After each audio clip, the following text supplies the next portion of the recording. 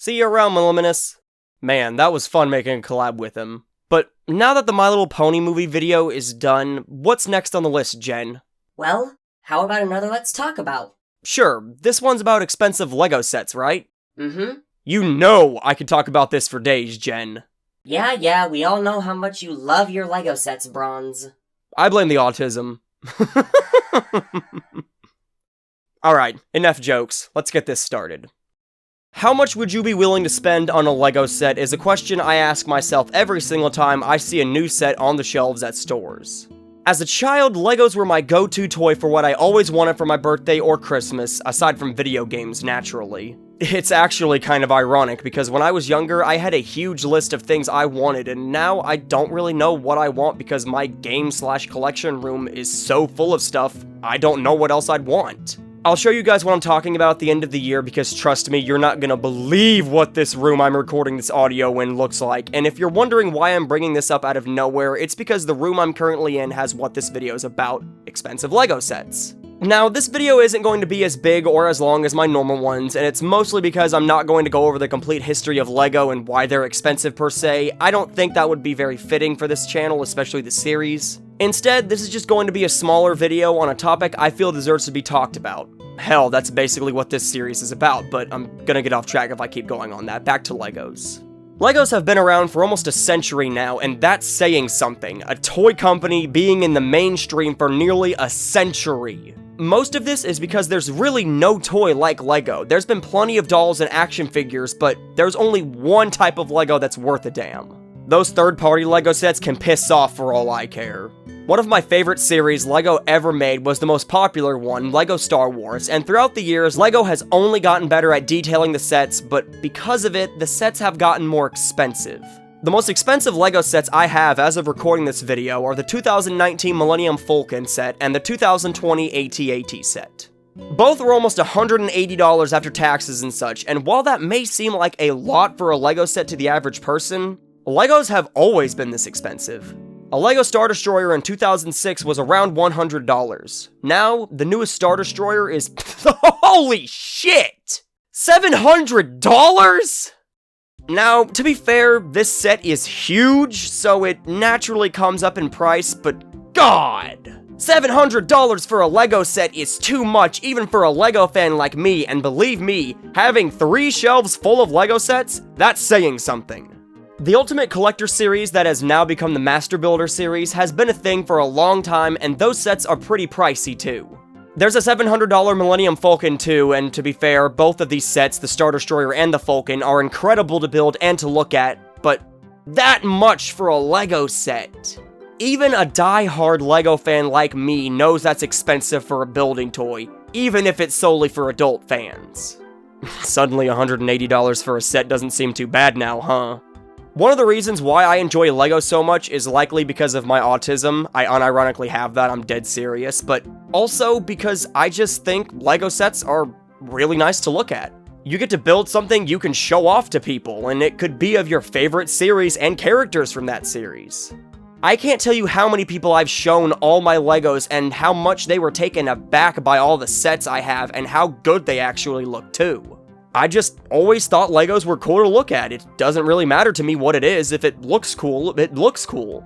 Hell, I liked the way Bionicles looked, and those sucked. I mean, sure, some sets are a pretty penny, but just look at that Batmobile. That's worth $100 if you ask me. I think another reason why Lego sets can get so expensive is because of the minifigures, or figurines per se, and I can tell you from experience that some of these sets I have, I only got for the figurines because, man, some of these minifigs look good. Look at Ahsoka. That looks amazing for an 1.5-inch tall figurine.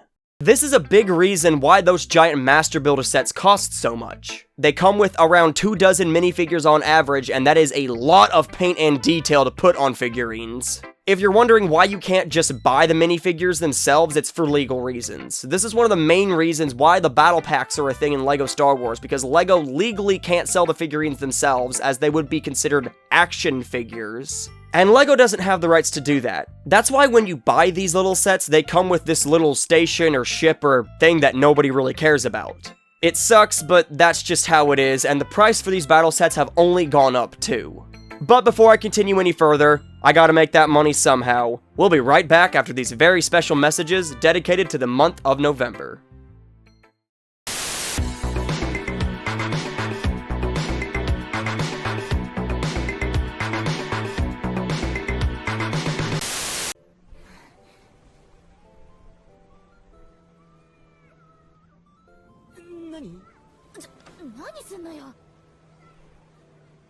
SpongeBob, Patrick, Squidward, Sandy, Larry, Pearl, Mr. Krabs, and Plankton. Are you ready, Goo? Happy? Fuck you! Are we back? Okay. Now that we're back from those very special commercials, let's continue about the battle packs. The first sets of this kind were clones and droids from Revenge of the Sith, which is also my favorite Star Wars movie, Bite Me, and these sets were only $10. I mean, you got 7 droids for $10. Now, to be fair, they didn't have any paint on them, so it didn't cost much to make them. With the clones, though, you only got 4 since they had to have paint on them, but since then, the price has only gone up, and the main reason is because the figurines have so much detail on them. The most recent battle pack I bought was the Mandalorian set, and it was $15, but man, these figurines have some good detail on them. It's honestly just down to personal preference on if you want to buy a brand new set with the figurines or not. I guarantee you if you buy the set with the tag no minifigs, it's going to be much cheaper, and even sets that come with little or no figurines are expensive too. The Batmobile I mentioned earlier doesn't have one, and it's still $100. It is 1,360 pieces, though. Compare that to the most recent big set in LEGO Star Wars with a similar price set, the Imperial Light Cruiser, and there's a considerable cost difference in between. The Light Cruiser is $160. It comes with 6 figurines. Now the argument can be made that it's Star Wars, it's gonna cost more, and that's probably true, but this is a Batmobile. It's DC. You think it'd be expensive too, but this is a very debatable topic that isn't worth going into too much detail. This video would be way too long, so I'll just leave it at more minifigs likely means a higher price. And speaking of price, normally when talking about LEGO sets price-wise, I think of 4 categories to put sets in. The small sets that are normally $30 or less, the medium sets which are about $40 to $70, the big sets that are about $80 to $200, and the die-hard sets that are over $200.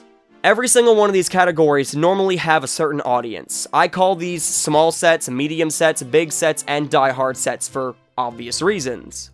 The smaller sets are naturally for younger ones, the medium sets are likely for teens still interested, the big sets are for adult fans or people that really like the way the set looks, and die-hard sets are for what they're named after, die-hard fans. I would love to have a die-hard set, but I can't consciously spend over $200 on a LEGO set.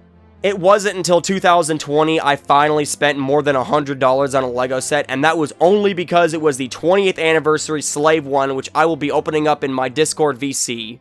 Go check the link in the description if you want to add a few extra pizza sticks to your next order, and a few extra inches onto your penis. And that's really the only reason why I spent so much money on these sets. They're all iconic in their own rights. Just about anyone would recognize the Slave 1, Millennium Falcon, and AT-AT, especially the Batmobile too, but would anyone recognize the Imperial Light Cruiser?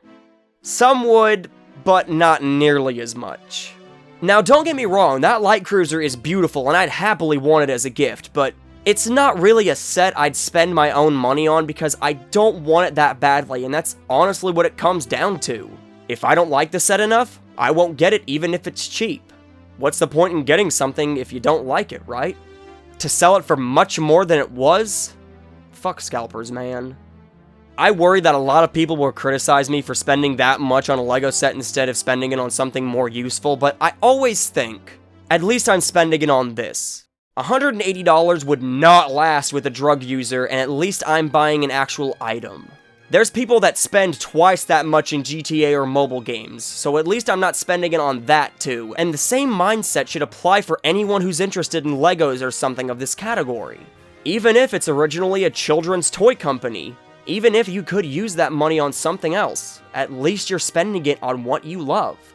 Yes, even if it's $700. And with all that said and done, I think that's a good way to end this video. You know, if you love it, even if it costs a whole bunch of money, do what you love to do. I want to thank you guys for watching and putting up with my stupid-ass custom commercials. I want to thank Jen for helping me with these videos, and as always, take care, and have a good one.